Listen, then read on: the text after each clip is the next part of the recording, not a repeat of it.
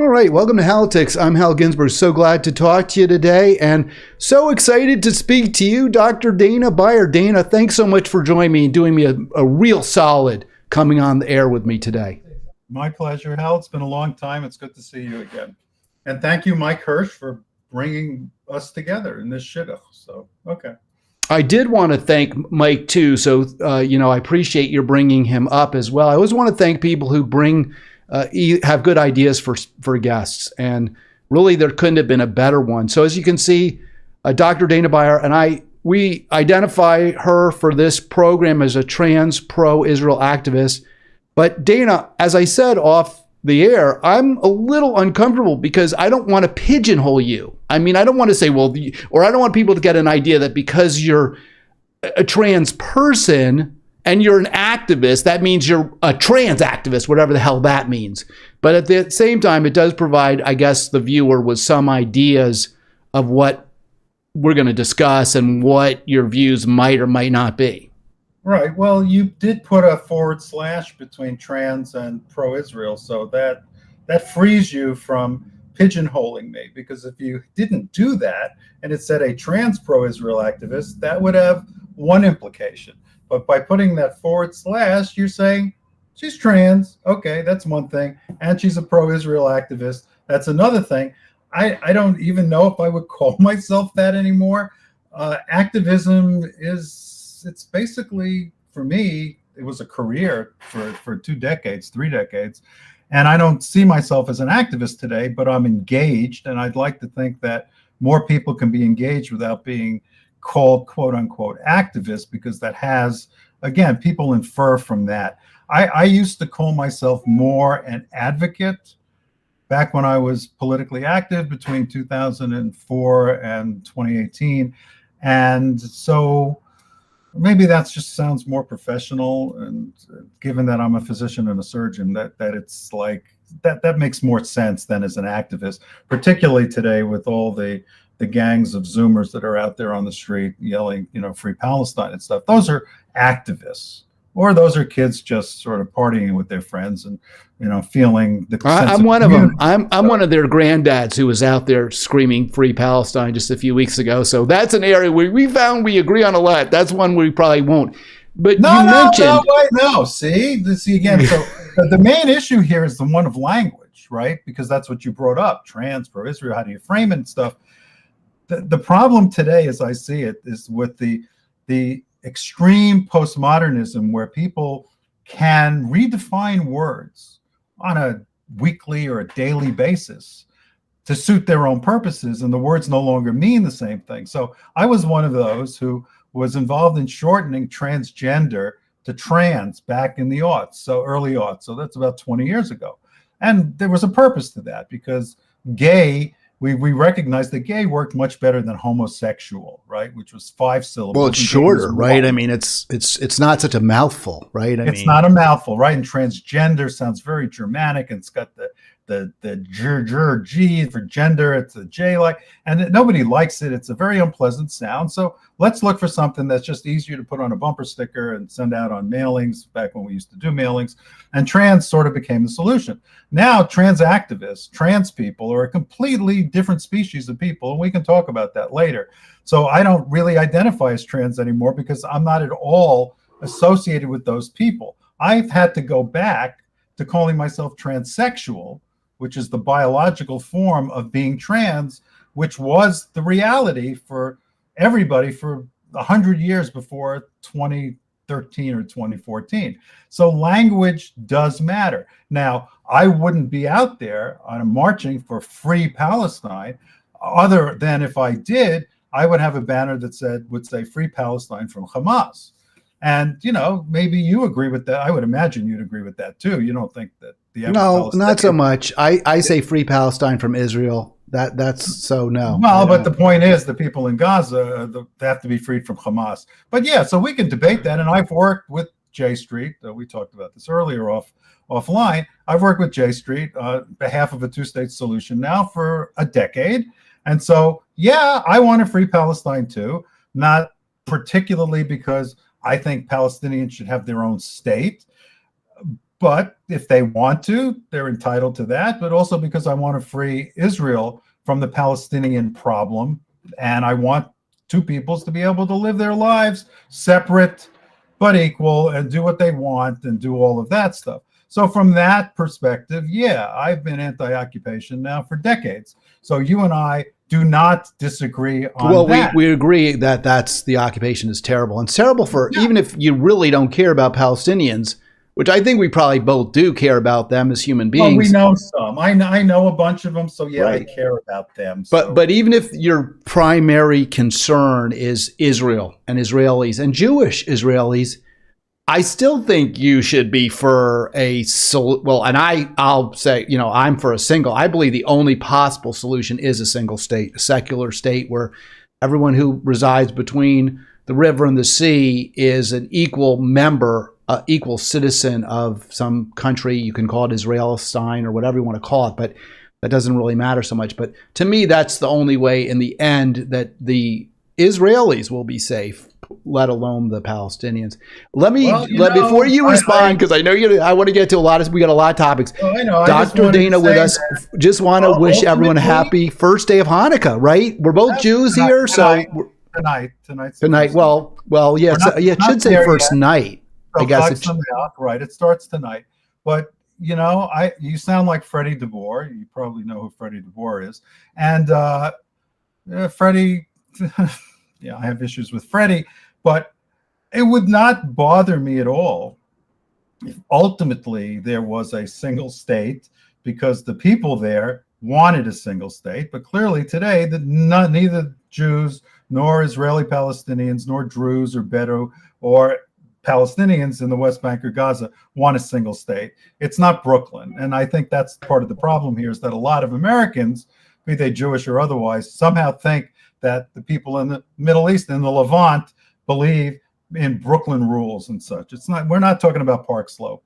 So, and I do care about the area as a whole, not only because it impacts on Israel, but because, I don't like the murder of a million Muslims in Syria. I didn't care for ISIS, Daesh, murdering Yazidis and stuff like that. I wasn't thrilled when the Allies bombed the hell out of Mosul, but I knew they had to do it to eradicate ISIS. And so, yeah, the world is complicated. I just wish that the people who are here yelling and screaming to free Palestine had some perspective as to what's going on. And the sad fact is that there's not a single Sunni Muslim country that wants anything to do with the Palestinians. If they did, we'd probably have a solution, at least for this war right now, if people would stand up, like Egypt would say, all right, we're going to get involved in this. We're going to make this work.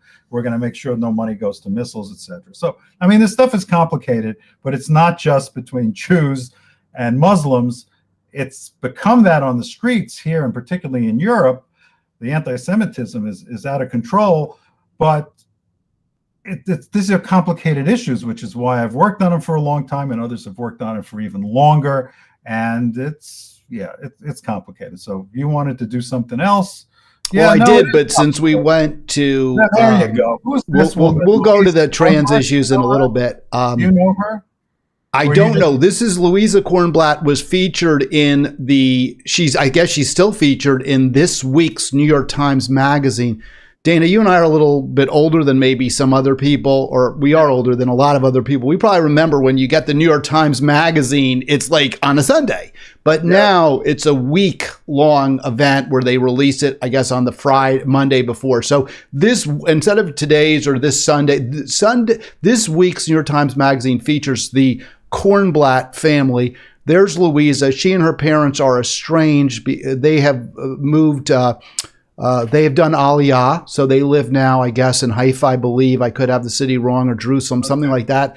And she came to visit her parents and her brother and his Ethiopian Jewish wife. And I was so fascinated because they show the picture. It just shows, you can't make assumptions about identity.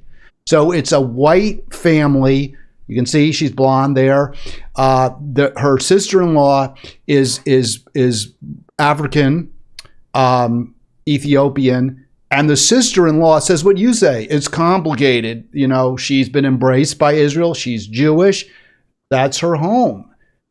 But Louisa is simply saying, hey, because when I saw that picture, I was like, well, wait, did the son marry a dark-skinned Palestinian? Maybe there's infighting in the family. Not at all. They are all kind of pro-Israel at this point. But Louisa is like, no, just stop killing Palestinians. Just stop it. And to me, that is correct. I think, to me, it's not complicated. 16,000 dead Palestinians. No. How do you know that? Well, I mean, we've seen lots of pictures of dead people, No one's challenged the figures that the Palestinian Authority has presented. And we have seen, you can see in that picture itself there in the background, the rubble of Gaza City. Yeah, but that doesn't mean that there are people buried under that rubble, maybe in the tunnels underneath it, but not in that rubble per se. I agree with, number one, I don't think you can believe anything Hamas says. But even if you do, and oftentimes they're not far off from things, they don't disaggregate those numbers. If there are 16,000 Palestinians dead, 10,000 of those are Hamas soldiers. Those are male kids with weapons. So 6,000 civilians died in a war. This is war. Louisa, I'm sorry to tell you. It's a turkey shoot, Dana. It's a turkey shoot. It's not a war. They don't have like a sophisticated army like the Israelis, the IDF, which is the number 2 most efficient and most advanced army in the world, only rivaled by or surpassed by our own, which basically they have like U.S. Army light, right? We give them all of our weaponry to test out and see how well it works.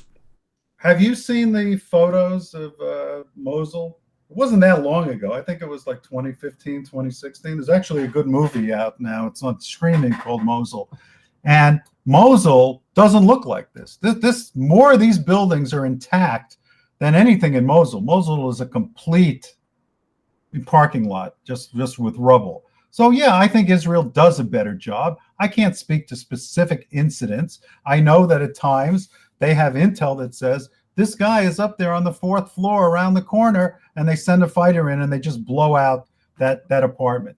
The fact that they could even do that, to me, amazes me. The fact that they would take the time and the effort and the cost and the risks to do that, I'm very proud of. But war is ugly. War is dangerous. 86 or 88 Israeli soldiers have already died now in the past, I don't know, 5 weeks is it since the invasion began. So yeah, it's ugly. But it's war. Did you say 86? I mean, that's a tiny number compared to a tiny number because the civilian death toll in Gaza.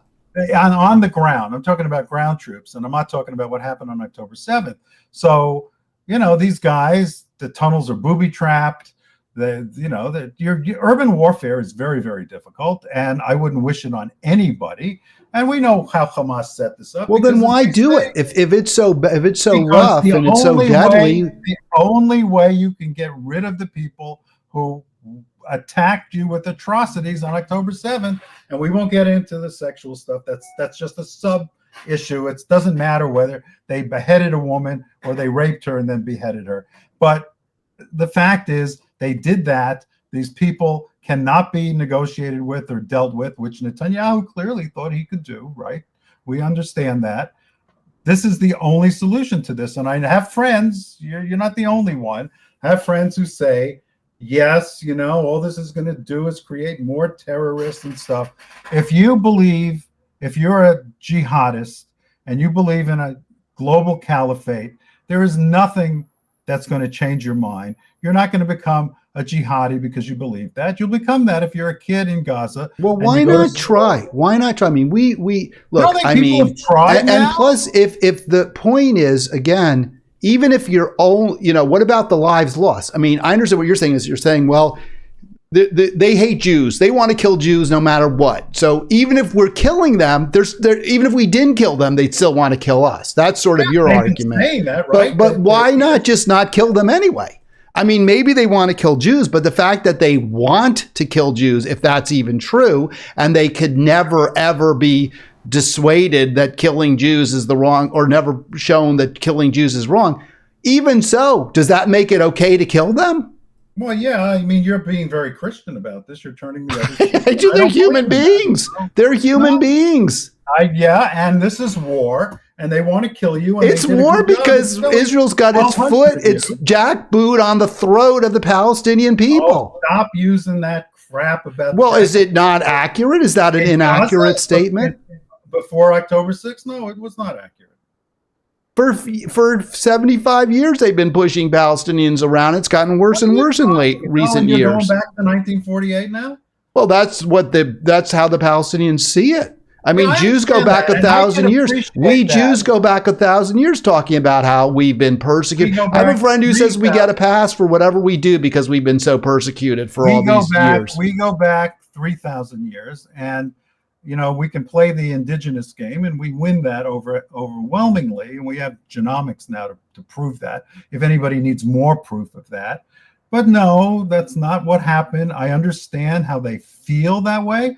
You do realize that the Palestinians are the only people who've been given their own UN refugee agency, that have been kept as refugees for 75 years. Nobody's doing this to the refugees in Syria or in Yemen or in Iran or Iraq or any place like that. They only do it to Palestinians because, at least until Sadat went to Jerusalem, it served the purpose of the other Sunni Arab states to have this population that they could keep feeding with. Or one day you're going to be able to use that key you have hanging on your doorpost to go back to the actual place where your great-grandfather lived.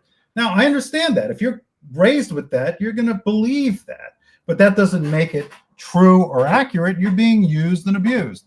So I wish that didn't happen. The story is much more complicated than the average American believes. There was that poll that came out that showed, you mentioned the river to the sea. I'm not going to test you now. I know you know what the river is and what the sea is. But 53% of American students don't know what the river or the sea is. Well, I'll be honest with you. I'm not quite sure which sea they're talking about. I always assumed it was the Mediterranean, but maybe it isn't. I don't know. It could be the Dead Sea or the Sea of Galilee. I don't know. That's what they're talking about. Now, we joke about it now. From the river to the sea, Cobble Hill, Brooklyn will be free. This is what these kids believe. A bunch of them believe that the sea is the Caribbean.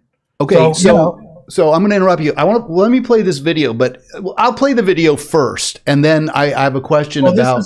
This is you don't have to do. This is from the high school in San Francisco, right? No, this is in Gaza. Oh, this is Gaza. This isn't San Francisco. It looks like San Francisco. Okay. Nasser Hospital in Khan Yunis in southern Gaza on Tuesday. Inside one ward, almost every inch of floor space is taken up by the wounded. Relatives wail and medics hurry from patient to patient. Israeli forces stormed the main city in the southern Gaza Strip on Tuesday. A senior commander for the Israeli forces said Tuesday they had engaged in the heaviest day of fighting since the start of their invasion on October 7th. The commander added that forces were also now fighting in the heart of Khan Yunis. After days of ordering residents to flee the area, Israeli forces dropped new leaflets on Tuesday with instructions to stay inside shelters during the assault. Don't get out. Going out is dangerous. You have been warned, they read. Israel seized northern half of Gaza last month. It says it is now extending its ground campaign to annihilate the enclave's Hamas rulers. A government spokesperson said Israel is open to constructive feedback on reducing harm to civilians, as long as the advice is consistent with its aim of destroying Hamas. The Palestinian health minister told a news conference in the West Bank on Tuesday that more than 15,900 Palestinians have been killed since the war broke out on October 7th. Thousands more are missing and feared buried under rubble. Israel says blame for harm to civilians falls on Hamas fighters who operate among them, including from underground tunnels that can be destroyed only with huge bombs. Hamas denies doing so. Israel's bombardment has driven 80% of Gaza's 2.3 million residents from their homes. The crowded southern areas are now sheltering triple their usual population. Gazans like Abu Omar say there is no safe place left to go, with remaining towns and shelters already overwhelmed. Israel has continued to bomb the areas where it is telling people to go. UNICEF spokesperson James Elder said the areas of Gaza designated as safe by Israel were nowhere near meeting basic requirements, warning of an absence of sanitation and shelter have created a perfect storm for outbreaks of disease. Only a ceasefire is going to save the children of Gaza right now. I think it's callous, I think it's cold, and I think it reinforces the indifference towards children and women in Gaza. Israel launched its assault in Gaza in retaliation for the October 7th attack by Hamas gunmen, who killed 1,200 people and seized 240 hostages, according to Israeli tallies. All right, so the numbers actually from Israel have gone down a little bit. I think originally, let me just get both of us up. We're talking about 1,400 dead in the attack on at the music festival, and now it's 1,200. Meanwhile, 16,000 dead Gazans. I'm trying to wrap my head around how you, a doctor, a care provider, if those Palestinian children were brought to you, their blood would be the same color as the Jewish ones. Their minds would work the same way. I mean, how do you not see this as an atrocity, as genocide by Israel? I do apologize, Dana. So let's go back to the beginning on that. You were saying that I guess Hamas brought this on Gaza, but don't let me put words in your mouth. They deliberately did that, knowing that Israel would retaliate, and they go to the world and go, oh, look at all our poor people. As I said to you before, I believe, from what I can tell from the data I've seen, that half of those people that woman is crying about were males of military age with guns who were shooting at people, including shooting at Gazans too, when they were trying to escape from the north. So, okay, 8,000 civilians are killed. This is war, as I said. You think it's not war. You think it's carpet bombing or something else like that. This is what happens in an urban area like this. It's difficult. If I were a physician in a Gazan hospital, I'd be treating these kids. That's my obligation. As a Jew, as an Israeli supporter, as a parent of two kids who are Israeli citizens, I believe there's something larger here. And while this is awful to see, if this stuff is true, and maybe this is from Syria, I don't know whether this stuff is true. I don't. It was taken by a photographer, news agency in Gaza. They have photographers there who make shit up too. Mr. Fafo and stuff. You've probably seen him on Twitter. But even if all of this is true, it's very sad that it's come to this, but it wasn't happening on October 6th. It happened when Hamas. It's been happening for decades, Dana. The numbers of dead Gazans and Palestinians more generally has been 10 times that of Israelis. And Israel is penetrating the West Bank. They're breaking up Palestinian settlements on the West Bank, pushing the people around into overcrowded, unsanitary conditions, just like what we're seeing. But let me back up a second.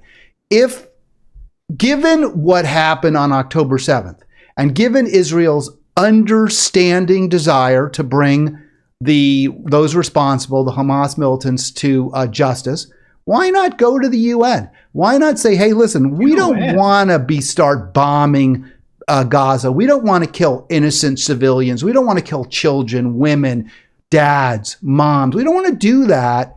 So help us. Let's put together an international, because I can guarantee you, you even said Saudi Arabia, they didn't like what Hamas did. Egypt, they didn't like what Hamas did. Jordan, Syria, none of them like what Hamas did. Why not get the UN together with the support of Russia, the United States, and have a peacekeeping force go into Gaza, look into those tunnels, and bring to justice the architects of the October 7 murders. Nobody wanted to do that. Now, let's give Genocide Joe some credit here.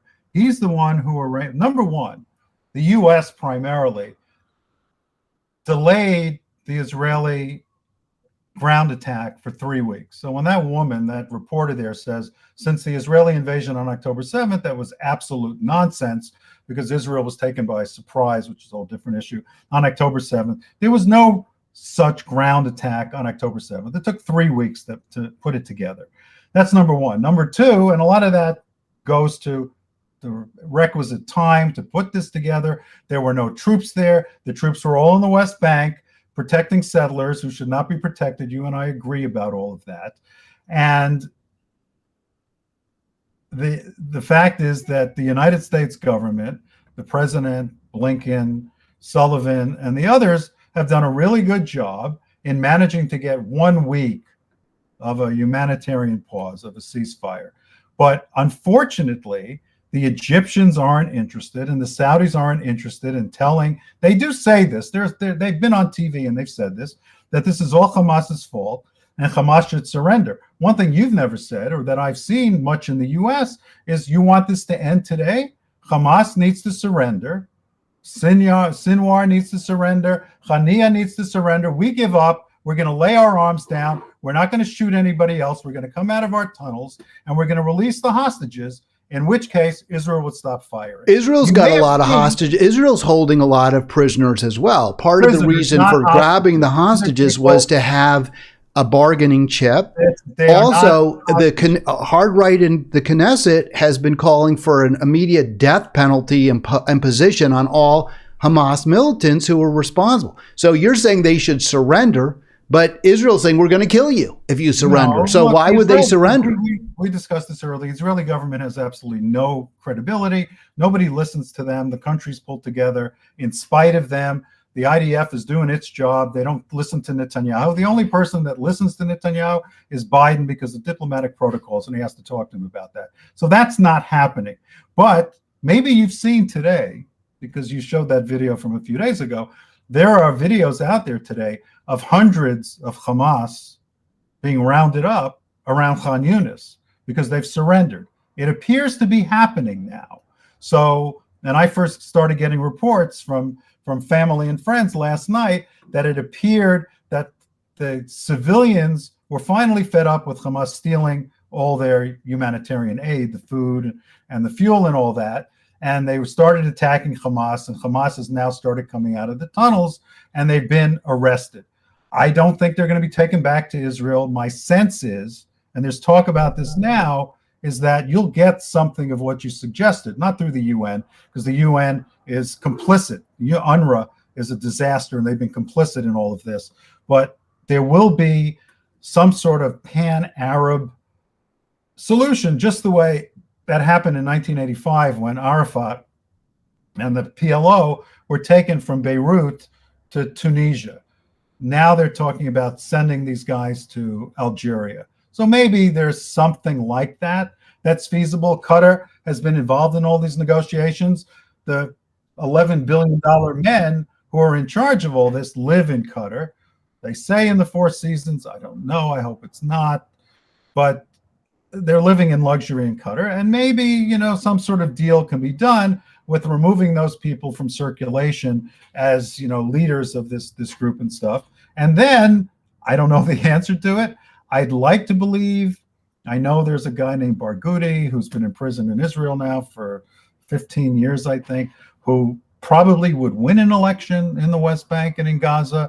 You know, he's got a couple of life sentences to live, to lead in prison, but, you know, yeah, okay, he was a terrorist, and so we got to make peace with somebody. Maybe that's the answer. My belief is, and even though I am in despair much of the time, I'm also hopeful, because I know from all the Israelis to whom I speak, and I read a lot of other stuff, is that Israelis are fed up with this. They don't want to have anything more to do with Palestinians. Now, you might think that's a bad thing. No, I think that's a good thing. This is sort of like when you're involved in a separation leading to a divorce. You reach a point where enough fighting, enough arguing, particularly in front of the kids, and you go, okay, let's just separate, give ourselves a chance to cool down. You go to another house, I'll be here, we'll work things out. And that's how most relationships end. Sometimes with a lot of money wasted and a lot of tears and maybe sometimes blood. But in general now, we're working towards mediation to get to that point.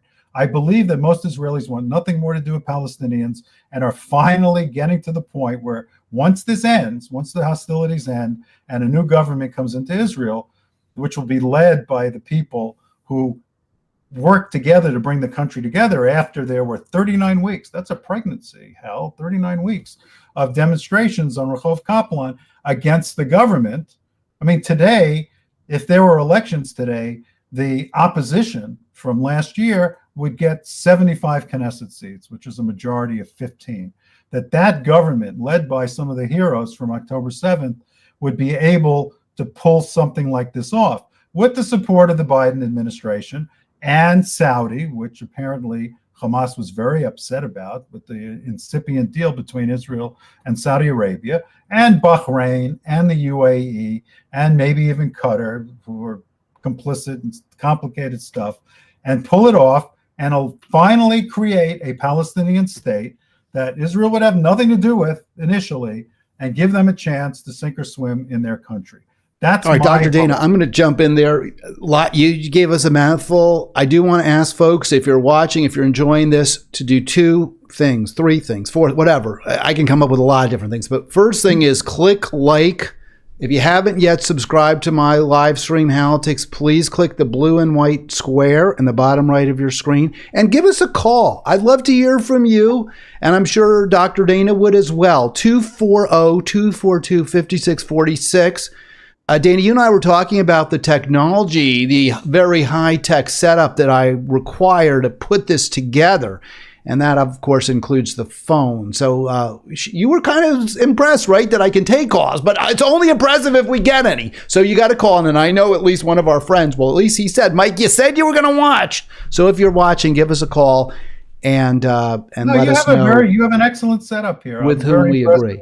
It's good when it works. It wasn't so good when you were flapping your gums and no one heard anything coming out of their speaker, but you do the best you can. Isn't that the way things, you got to start from somewhere, right? I think that's my viewers and listeners are happiest when they can only see my mouth, my lips move, and not actually hear what's coming out of it. Really?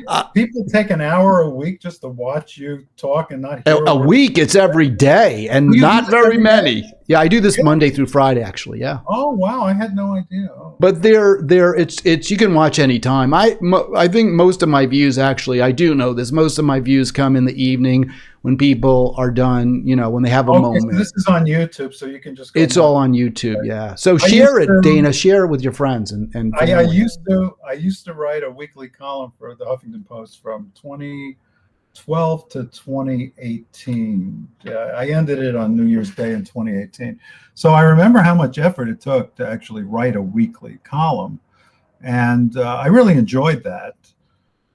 But it was a lot of work. I can't imagine. But as you said, this is all that you do now. So I guess you're certainly capable of doing that. But it takes a lot to put this on. It's true. You're actually right. I mean, you're correct. People think it's seamless. They watch me. It's like, oh, you're born to do this. You're so smooth. You're such a pro. It takes a lot. There's a lot of grease paint that people don't really see behind.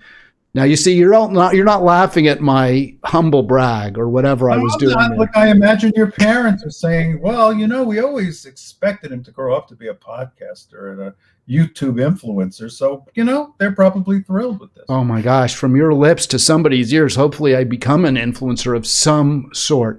All right, let's move to another topic, which I've gotten raked over the coals for my position. And by the way, change your name or your name tag from activist, because I thought about what you said about advocate. Oh, and I like advocate, so I redid that for everybody.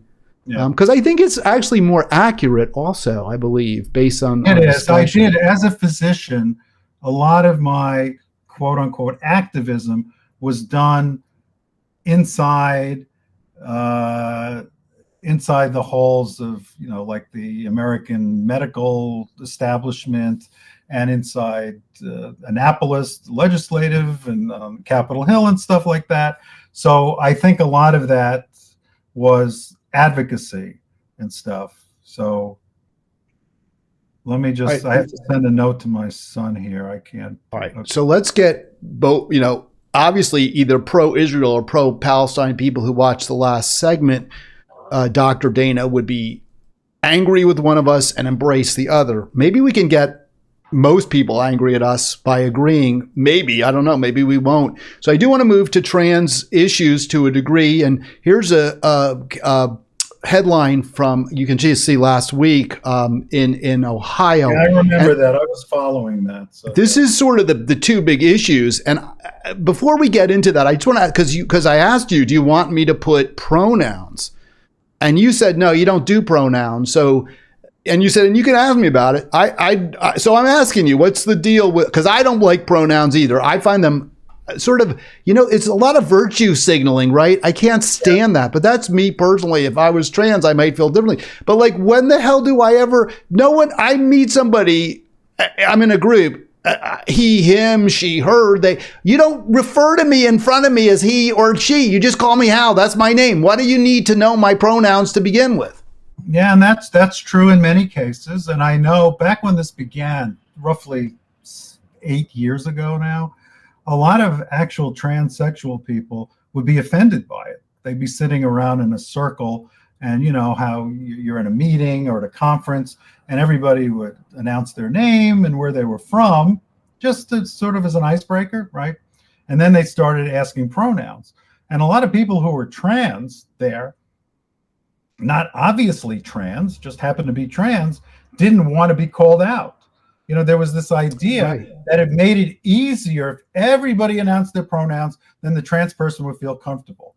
No, it really didn't for most people. But then when the queer community sort of got control of the LGBT community, then it became a necessity, and it became part of virtue signaling, and it became used as sort of an entree to either feel that you're a part of something or to feel that you're not, and to offend people if somebody got the pronouns wrong because they were trying to provoke you with their gender expression, and we can get into. Well, it's a microaggression or it's something else. Right. Oh my God, how could you do that? Was used really just to create a victim status. We never did this. I've rarely been misgendered. Occasionally, I was deliberately to make a political point by somebody. I don't think it worked. I think it backfired on them.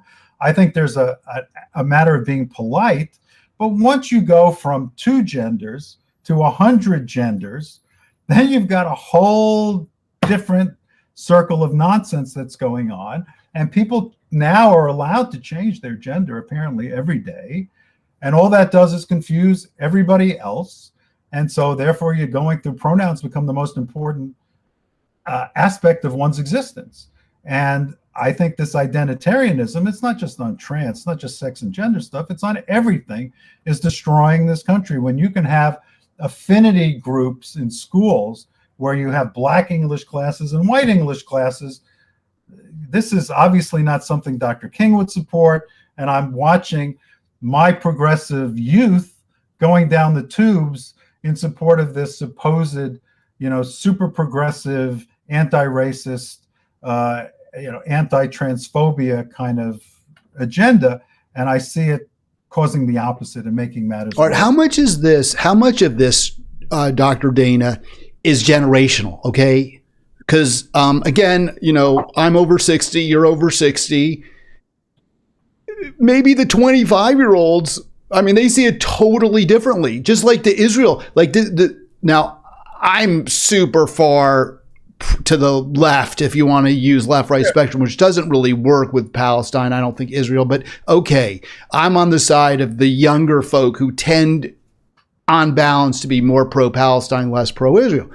But how much of this really is driven by a generational gap? You and I are the wiser heads or the older, whatever. I don't want to make you into some geriatric. I'm not trying to do that. They're younger than we are. They see it differently. Maybe that's the issue. It's not they're right, we're right, but it's just different times, different, minds. That's very interesting, because this is a fascinating phenomenon. Okay. And I can say that as somebody who's worked in trans advocacy, worked in it for 30 years. I retired in 2020 after the Bostock decision, giving trans people full civil rights under Title VII. And then I've been dragged back into it now because the queer takeover of the trans community. I call it trans queer, queer trans, plus, whatever you want to call it. And it's part of the identitarianism I'm talking about. It's not enough any longer to be trans. You have to be a specific type of trans and stuff. The non-binary aspect of this, the thembyism, is also a factor. There are very few, older than millennial people who identify as a themby. It's only a phenomenon of millennials and younger. That became a thing. That's purely ideological. There's no science behind it. We got trans rights and gay rights too. And it's interesting how the trans community sort of dragged the gay community to its liberty. We won all but one federal appeals court decision in the 21st century for trans people. There wasn't a single gay victory until 2017. And the Bostock decision was based on a trans woman, and the gays sort of came along with it because, well, gender identity, sexual orientation, so one or the other, it's the same thing. It's all based on sex. These are subgroups of sex, which of course now we're getting away from because the kids don't want to talk about sex because it offends them, and they don't believe in biology. It's all ideology. It's how you feel, what's in your heart on Monday versus what's in your heart on Wednesday. This is part of the problems with the movement, which reached a boiling point first in the UK, particularly in Scotland, called self-ID, where you no longer have to go through a clinical procedure with mental health and medical people, endocrinologists, in order to sort of get your good housekeeping seal of approval that you're trans, so that you can go and get your identity, your legal identity documents changed. And the belief here is that, well, doctors don't know who you are any better, certainly any better than you do, and you should just be able to do that.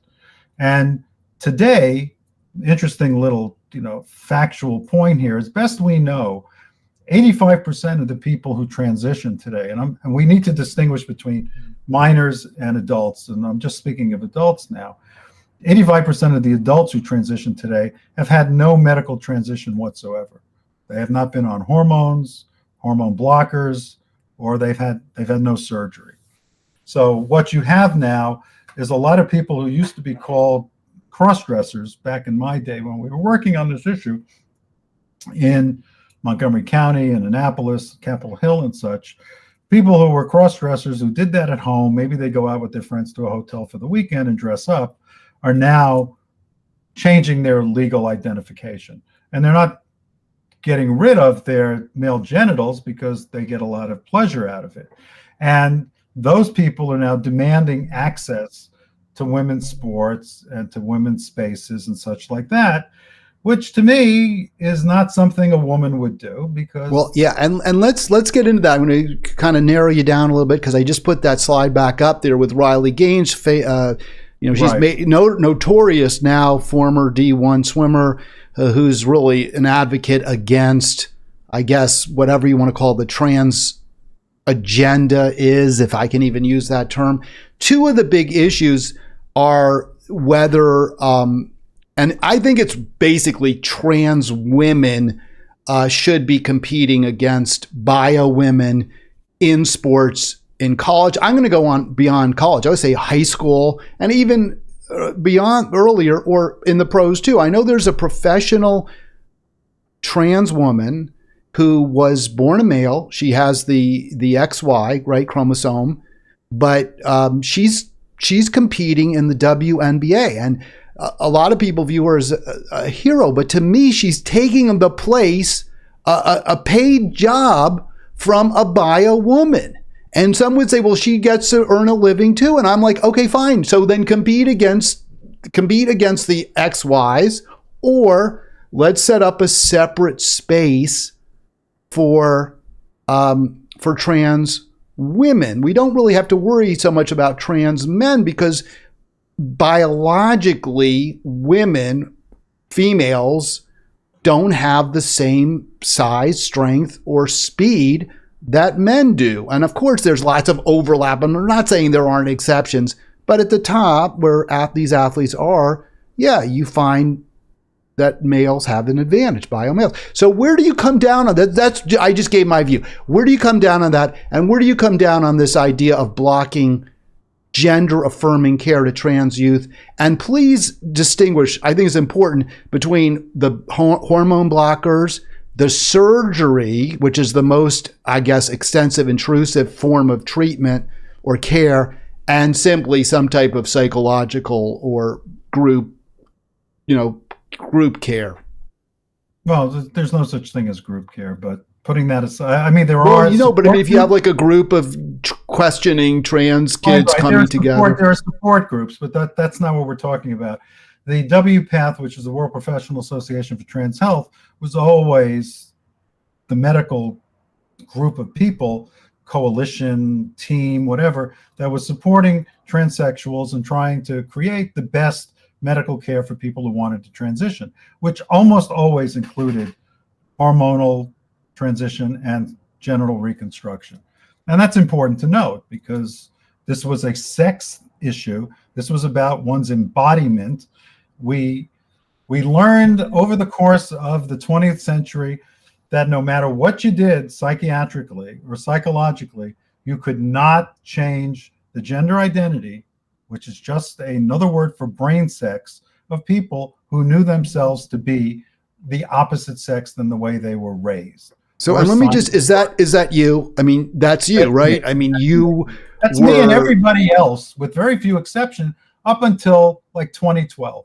Now, I have learned since then, because, you know, if you're a scientist and if you're a physician, you always have to be open to learning and to having your mind changed about things. I've learned that there were people, and a couple of these are now outspoken people, who transitioned in the late 80s and early 90s because they were afraid of dying of AIDS, which was a very rational fear at the time. So one was a gay man whose name today is Corinna Cohen. She calls herself transsexual. She really isn't. She was a gay man who decided to transition so she wouldn't die of AIDS by having sex with other gay men. And there's a guy named Xander Keeg.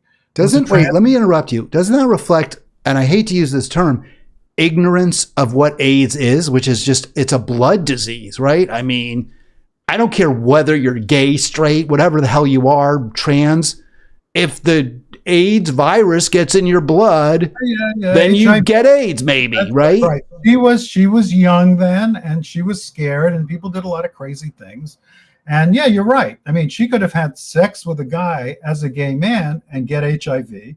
She could also have genital reconstruction and have sex with somebody who was HIV positive and come down with HIV. Or she could get a blood transfusion when she's having her surgery and get AIDS that way. That's right, because back in the late 80s, we didn't know that. And I remember my father had bypass surgery in 1983, and I was really concerned for him because blood was not routinely screened then, because we had only discovered the HIV virus a few months earlier.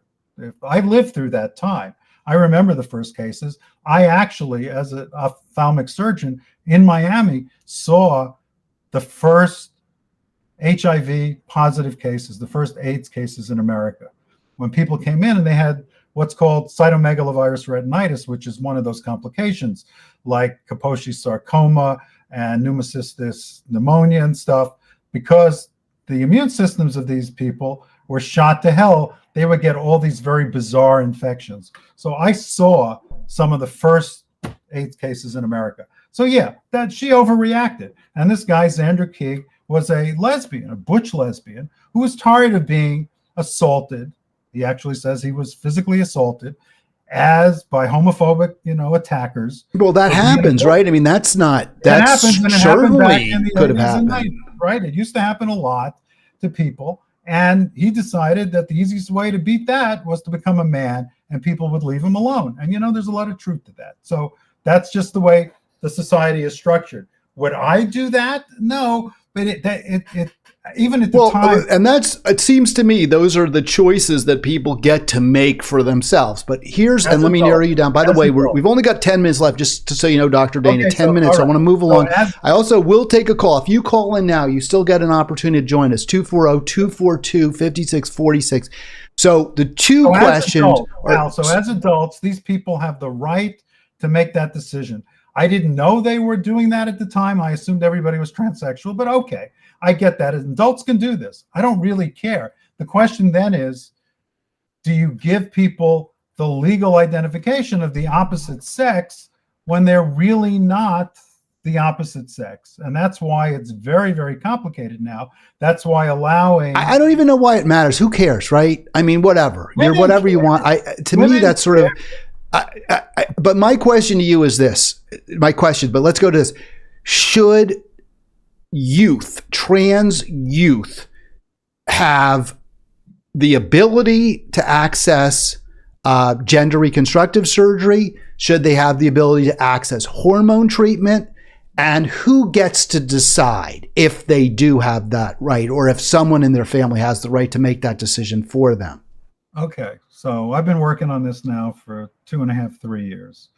I would prefer, as a physician, I would deeply prefer that government stay the hell out of this. I don't want government in medical decision making at all on anything except, as you and I would agree on, Medicare for all. That's what the government should do. There should be a single payer system for our medical care, but the government shouldn't be deciding who gets this care, who gets that care, who doesn't, etc. 100%. I know this is going on in Ohio now. I have a very good friend who's the head of the trans medical part at the Ohio State University, and who's living through this right now. And it's hell to have to be defending yourself and your business, your profession, under these circumstances. Gender affirming care is a euphemism. This has nothing to do about gender. It's really about sex. This is a far, far deeper and longer discussion about the difference between sex and gender. But I don't want governments making that decision. Do you think a 12-year-old biological male who is pre-adolescent but is trans and wants to be to transition before he is an adolescent and become a teenage girl and then woman, should that individual have the right to make that decision for themselves? Should their parents have the right to authorize that treatment for their child? And if the parents and the child disagree, should there be a procedure where the child can actually appeal that decision? No, I don't think a 12-year-old can make the decision. I think there are transsexual 12-year-olds. I was obviously one at the time, back in the 60s.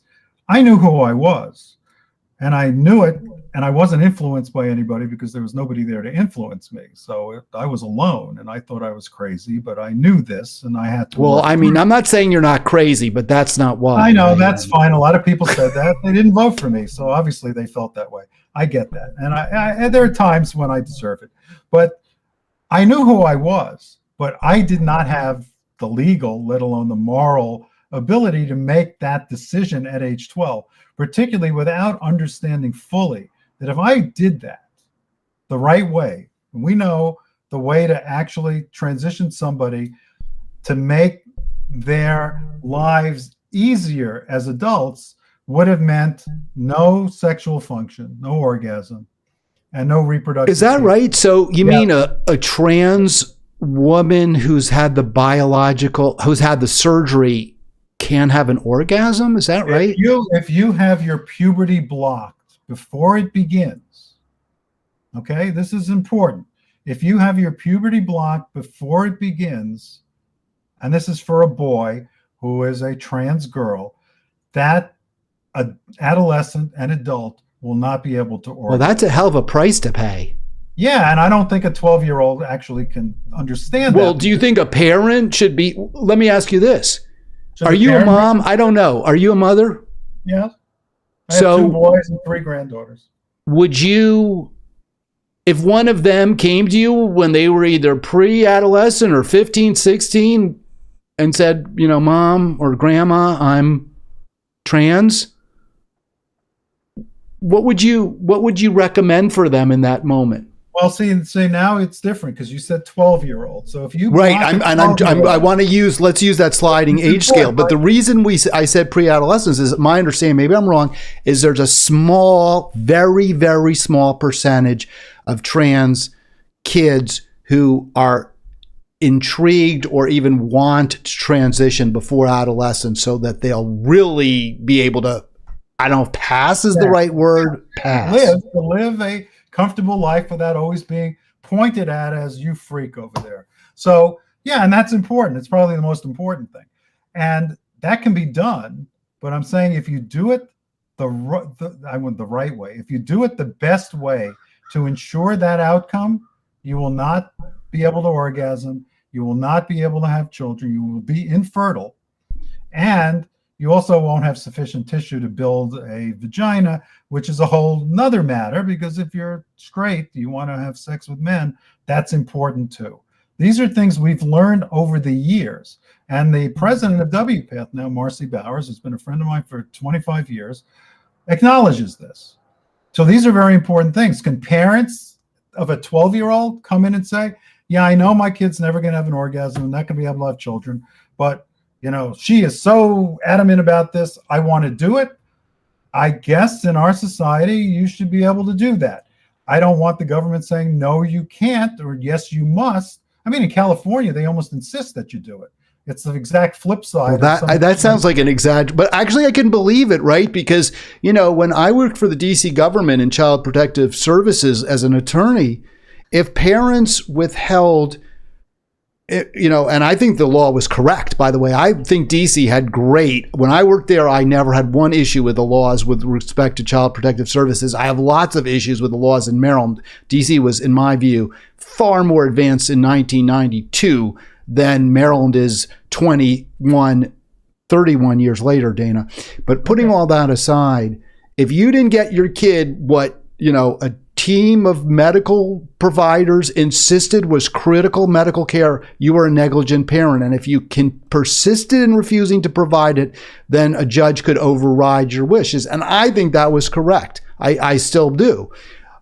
So I can see what you're saying about California. California is well, we've examined this individual and they are trans, and in our considered opinion, their mental health is best promoted by allowing them to have the transgender, care. And in fact, there'd be evidence to support that, because as I understand it, and correct me if I'm wrong, and maybe the studies have changed, people who transition are a lot happier who go through the actual process of transitioning physically are happier than trans people who don't. So there actually is strong medical evidence to support that. That's old data for a different class of people. All the literature that's done today is the old GIGO, you remember, garbage in, garbage out. Yeah. When you call queer people trans, or non-binary people trans, or you can open any paper and it said, we looked at 60 transgender and non-binary kids. Those cohorts are not the same cohort. You cannot study them. You're starting with garbage. You're going to get garbage out. So if you're looking at transsexuals from 1920 until, say, 2008, then yes, you're going to find that most who went through surgery, if it was successful, if it wasn't successful, it can leave you with plenty of misery. That's the thing, right? I mean, it's that's not the easy. thing. It's not easy, but we're better at it. We're better at it today. Most of those people are going to tell you, I'm glad I did it. But this belief now where trans girls are 0.3% of the population, maybe. But if you look at these clinics that have sprung up, we used to have 4 or 5 clinics 30 years ago. Now there are over 100. All these kids that are showing up are not transsexual. So these kids are not going to be happy. They're not going to kill themselves if they don't get care, because they're not trans in the first place. Well, they might kill themselves if they do, right? Some of them might. I mean, I don't want to over-exaggerate. And there's data from the UK. So my main issue is, and not enough people have picked up on this, is that the populations have radically changed. And my colleagues at WPATH, the senior people that I've known for 30 years, recognize this, but they're afraid to do anything about it because they're afraid the kids are going to shut them down. That's the generational divide there.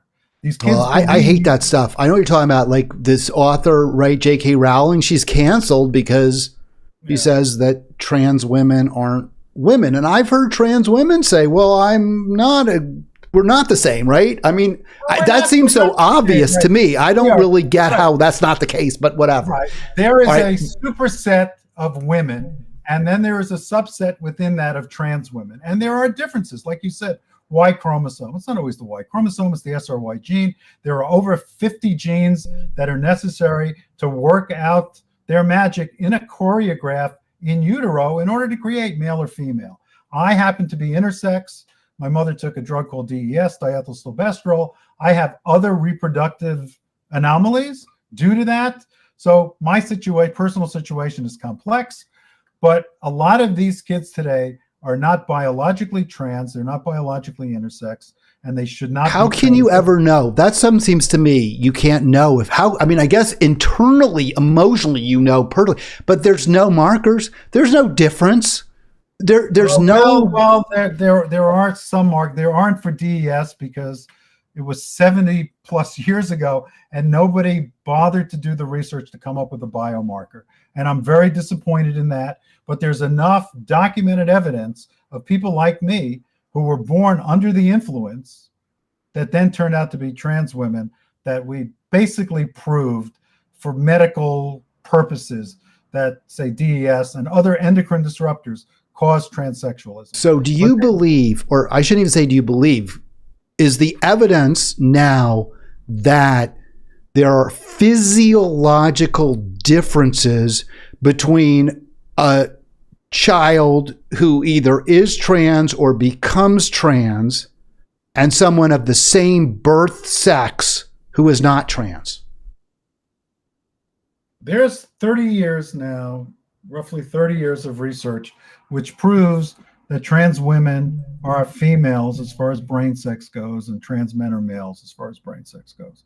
So yeah, but again, we're a very, very small number of people. We're talking. But is that brain sex something that can be discerned with a microscope? With a microscope, yes. Posthumously, yes. That's where the data came from. It was first published in 1995 by a guy named Zhao.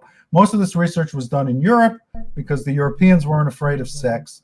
Americans were afraid of sex, and you couldn't get. Right. This is fascinating, Dana. I'm sorry to keep cutting you off, but we're actually past the hour. You're out of time, right? So, I want to get you back if you'll come, and you didn't answer the question. So, the second one, which was, do you believe trans girls and women should be competing against?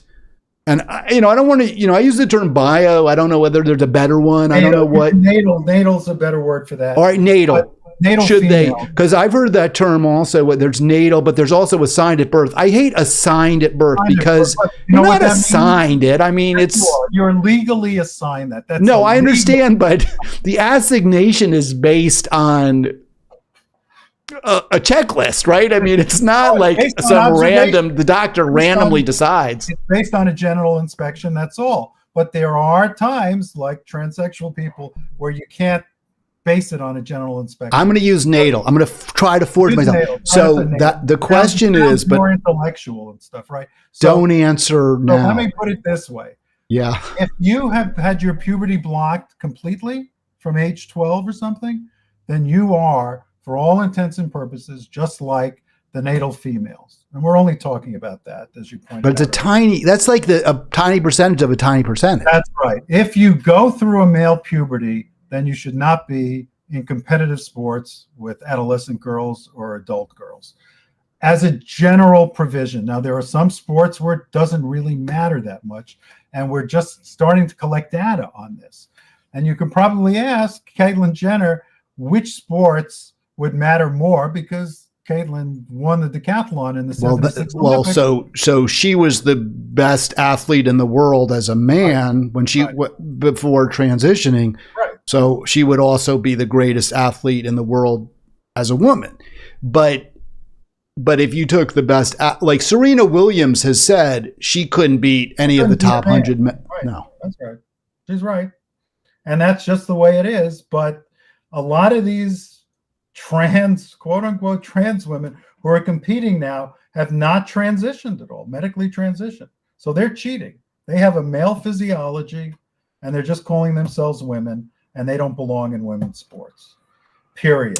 All right, Dr. Dana, it's great to catch up with you. It's been a few years. I didn't get to play the video. I wanted your ad. I wanted to show you your opponent's bar mitzvah picture. We didn't get to any of that. So I am so glad. My day will be much more pleasant not having seen that. But I didn't mean to trigger you. I didn't know that was going to be a trigger for you. But if you want to have me on to continue this, we can continue. Yeah, let's do this again. I'm going to be kind of off and on for the next, it's December. So at the latest, if you're available, let's do this in January. All right, not a problem. Hey, have a great New Year's. Have a great holiday. Hanukkah starting this evening. So happy Festival of Lights, Dana.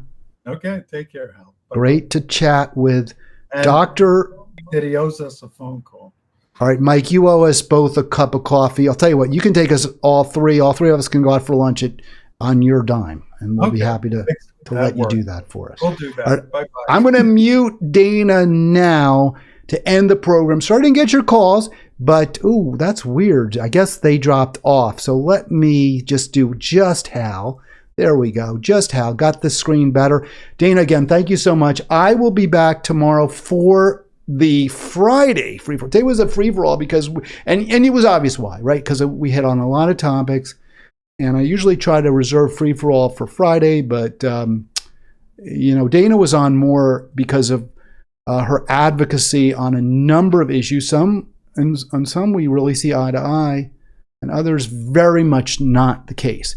I'll have her back. I'm sure you'll appreciate that. And meantime, I'll be back tomorrow.